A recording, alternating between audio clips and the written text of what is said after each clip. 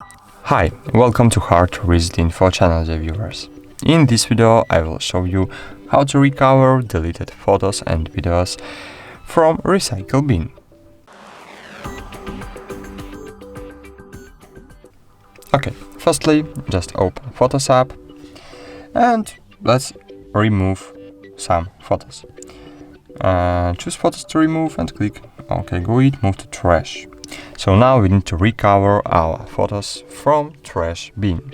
To do it, just open library and here you will see trash folder.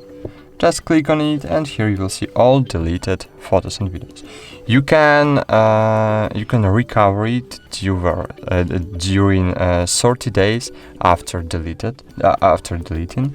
And if you have enabled backup, Google Backup, you can recover it during 60 days.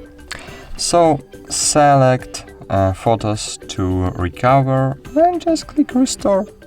Click restore and great, my photos was successfully restored. That's it. Thanks for watching this video, like this video, subscribe to our channel and bye. See you.